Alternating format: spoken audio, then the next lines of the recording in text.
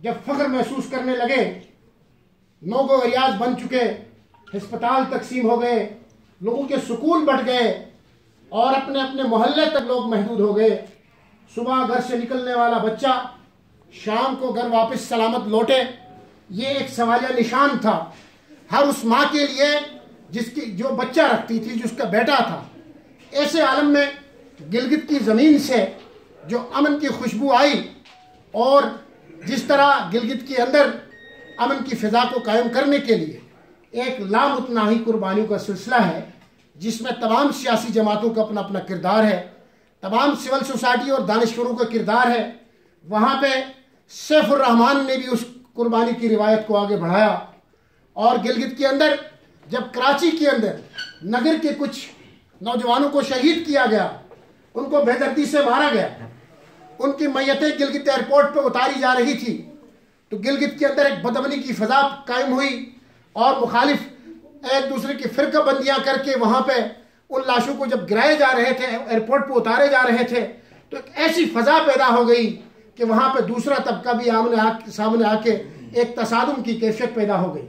जब वो लाशें कश रोड की सड़क से गुजारी जा रही थी तो पथराव हुआ, कुछ मुसल्ला लोग बाहर निकले, उन्होंने उस रैली पर हमला करने की कोशिश की। अपने घर की दहलीज पे शहीद सैफुर रहमान ने अपने मोहल्ले के लड़के से कलाशनकोफ छीना, उसको थप्पड़ मारा और उस इलाके को एक बड़ी बदअमनी से बचाया। उसका जुर्म ये था कि कुछ दिन बाद, हफ्ते भी नहीं गुजरे थे, 19 मार्च 2003 को उसके घर के सामने जो सिटिंग एडवाइज़र थे उसको शहीद किया गया, उस पर गोलियों की बरसात कर दी गई और ये शहीद सैफुर रहमान शहीद तो हो गया। लेकिन हम समझते हैं कि गिलगित बल्तिस्तान के पायदार अमन के लिए यह एक ज़रूरी अमल था और ये कुर्बानी तारीख़ में लिखी जाएगी। ये पाकिस्तान मुस्लिम लीग नून तक हम महदूद नहीं करते और इस सेक्रीफाइस को हम सियासी पॉइंट स्कोरिंग भी नहीं करते। आज हम सियासी बातें कम करेंगे, लेकिन इस बात की ज़रूर हम आज इस बात की बाज़गश्त इस पूरे मुल्क और गिलगित बल्तिस्तान की दरो दीवार तक जानी चाहिए कि गिलगित बल्तिस्तान के अंदर जब भी अमन की बात हुई है तो वहाँ गोलियां पाकिस्तान मुस्लिम लीग नून के कारकुनों ने खाई है। शहीद सैफुर रहमान शहीद होके चले तो उस कुर्बानी की रिवायत पे वहाँ पाकिस्तान मुस्लिम लीग नून के कारकुन चले और जब अमन का अलम उन्होंने बुलंद किया तो फिर उनके रास्ते में रुकावटें खड़ी हो गई और ये गोलियों की बरसात आपके दरमियान बैठे हुए जाफरुल्लाह खान पर भी हुई, इन गोलियों की बरसात बल्तिस्तान के अंदर अशरफ सदा पर भी हुई और ये खूनी कुर्बानियों का तसलसल कहीं पे न ठहरा न थमा और आज भी वहाँ पर जारी व शारी है। अल्हम्दुलिल्लाह आज गिलगित बल्तिस्तान का जो पायदार अमन है, इसके पीछे जहाँ तमाम वहाँ की स्टेक होल्डर और सियासी जमातों का किरदार है, वहाँ पाकिस्तान मुस्लिम लीग नून के कारकुनों का भी एक बहुत बड़ा किरदार है। बदकिस्मती ये है, अलमिया ये है कि हम ऐसे घुटनज़दा समाज के अंदर रह रहे हैं जहाँ सच्चाई का इजहार जुर्म है, इंसाफ का इजहार जुर्म है और आप अपनी सोच का अदना इजहार नहीं कर सकते। इस घुटनज़दा समाज के अंदर जहाँ क्रेडिट लेने की जल्दी होती है, वहाँ क्रेडिट न देने का भी तासुर पाया जाता है। एक ऐसे समाज के अंदर जहाँ अच्छाइयाँ भी किसी की बोगज़ में की जा रही है और जहाँ पे अच्छे काम भी किसी की बोगज़ में, रिफॉर्म भी किसी की बोगज़ में होते हैं, तो फिर वो सोसाइटियाँ आगे नहीं बढ़ती। गिलगित बल्तिस्तान में भी हमेशा इस कुर्बानी को महदूद करने की कोशिश की गई, लेकिन ये कुर्बानी इतनी बड़ी थी कि उस कुर्बानी को हर दौर हर ज़माने के लोगों ने न सिर्फ कबूल किया बल्कि आज भी गिलगित बल्तिस्तान का नौजवान सैफुर रहमान को अपना आइडियल समझता है और गिलगित बल्तिस्तान की पायदार अमन के लिए अपनी कुर्बानियाँ देना, वक़्त देना अपने ऊपर वाजिब समझता है। मैं समझता हूँ कि ये कुर्बानियों का तसलसल से आज वहाँ पर जो अमन है, लोगों को चैन लौट आया, सुकून लौट आया। आज वहाँ गिलगित बल्तिस्तान वो इलाका है जो डिक्लेयर हो चुका आलमी सतह पर पुरअमन इलाका है और इस अमन के पीछे फिर खुशहाली, इकोनॉमिक एक्टिविटी, वहाँ लोगों की मुआशी बढ़ोतरी और नशूनमा हो रही है, लोग आगे बढ़ रहे हैं, इंफ्रास्ट्रक्चर बदल रहा है, लोगों में खुशहाल लौट आई है।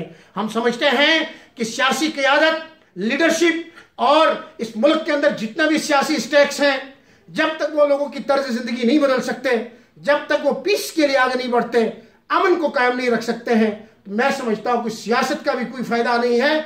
इस मुल्क के अंदर भी बहुत सारी मस्बित रवैये परवान नहीं चढ़ सकते। आज तमाम मेहमानों का शुक्रिया अदा करते हुए हम खराज अकीदत पेश करते हैं शहीद सैफुर रहमान को, जिसकी कुर्बानियों के तसलसल को देखते हुए हुकूमत पाकिस्तान ने तमगा शुजात से उसे नवाजा है। यह भी एक एजाज़ की बात है कि यह भी पाकिस्तान मुस्लिम लीग नून को गया। ये क्रेडिट की बातें नहीं हैं, लेकिन ये बात ज़रूर है कि गिलगित बल्तिस्तान के एक ऐसे फ़र्द को तमगा शुजात अगर मिला है तो इस बात पे मिला है कि उसने अमन के लिए अपनी जान कुर्बान कर दी है। ये बात हमारे लिए बड़ी है और ये बात काबिल तकलीद है। और इस बात को, इस रवैये को हम समझते हुए हम ये समझते हैं कि शहीद सैफुर रहमान आप हमसे चले गए। आज गिलगित बल्तिस्तान का वो सुखी माँ जो चैन महसूस कर रही है, उसकी दुआएं आपके लिए है। आज गिलगित बल्तिस्तान का पुरअमन माहौल आपको दुआएं दे रहा है। आज गिलगित बल्तिस्तान का इंफ्रास्ट्रक्चर आपको दुआएं दे रहा है।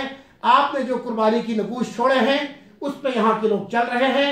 गिलगित बल्तिस्तान के लोग खुशहाली के सफर पे आगे बढ़ रहे हैं। आज एक ऐसे दोराहे पे हम खड़े हैं कि जहां सच और झूठ में तमीज करना मुश्किल हो गया है और सच्चाई की आवाज को दबाया जा रहा है। तो ऐसे माहौल के अंदर इस मुल्क का जमहूरियत पसंद वर्कर कभी भी अपनी आवाज को दबाए हुए नहीं रख सकता। ये वक्त ये बदतरीन किस्म की जमहूरियत की आखिरी प्रैक्टिस की जा रही है और खदशा है कि इस बदतरीन प्रैक्टिस के बाद इस मुल्क में जमहूरियत का क्या तस्वुर सामने आ सकता है।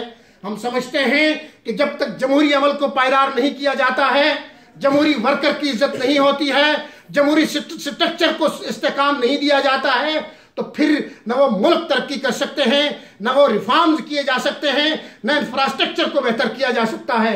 हम समझते हैं कि जिस एहतसाब की बात हो रही है वो एहतसाब इस मुल्क के हर आदमी से इक्वल किया जाए। ये रियासत पाकिस्तान किसी की जागीर नहीं, यह मुल्क किसी फर्द वाहिद की जागीर नहीं है। इस मुल्क के अंदर बसने वाला एक एक बच्चा एहतसाब देने को तैयार है और एहतसाब लेना भी इदारों का हक है। लेकिन यह एहतसाब और यह एहतसाब का अमल तमाम लोगों पर किया जाए। वो लोग जिन्होंने आईने पाकिस्तान के टुकड़े कर दिए, आईने पाकिस्तान को तोड़ा और आज उस पर एहतसाब की कोई बाज़गश सुनाई नहीं देती। हम समझते हैं कि इस मुल्क को इस्तेहकाम देने के लिए जिस तरह मुस्लिम लीग नून के लोगों ने अपनी जानों का नजराना पेश किया, सबसे मुश्किल अपनी जान देना होता है। जब जान चली गई है, खून दिया है, तो एहतसाब देना कोई इतना बड़ा अमल नहीं है। लेकिन ये अमल एक मसावानिया बुनियादों पे, इंसाफ की बुनियाद पे हो तो ये मुल्क बिल्कुल तरक्की करेगा। जहां इंटेंशंस गलत हैं, जहां इरादे गलत हैं, जहां एहतसाब के इरादे ही पुख्ता नहीं है, तो हम समझते हैं कि जमहूरियत को खा जाएगा और इस निज़ाम को खा जाएगा। मैं समझता हूं कि आज हम सब शहीद सैफुर रहमान को खराज अकीदत पेश करने के साथ साथ जमहूरियत की रूह के साथ भी हैं और जमहूरियत को आगे परवान चढ़ाने के लिए भी इस मुल्क का एक एक कारकुन आज भी जमहूरियत की जो सलाखों के पीछे हैं, जो जेलों के पीछे हैं, उनके साथ खड़े हैं, जमहूरियत की बका के लिए खड़े हैं और जमहूरी रवैये के परवान के लिए खड़े हैं। आपका बहुत वक्त लिया, लेकिन आज बहुत अहम दिन है। मैं समझता हूं कि आने वाले गिलगित बल्तिस्तान की नौजवान नस्ल इस आइडियल दिन को कभी नहीं भूलेगी और अपनी जिंदगी का हिस्सा बनाएगी। मैं इजाजत चाहता हूं, खुदा करे कि मेरी अर्ज पाक पर उतरे वो फसले गुल जिसे अंदेशे जवाल न हो। यहाँ जो फूल खिला है खिला रहे बरसों, यहाँ खिजा की गुजरने कभी मजाल न हो। खुदा करे कि मेरे एक भी हम वतन के लिए हयात जुर्म न हो, जिंदगी वबाल न हो। वमाल बला। ये थे फैजुल्लाह फराग साहब जो गिलगित बल्तिस्तान गवर्नमेंट के तर्जुमान हैं, जिन्होंने तफसील से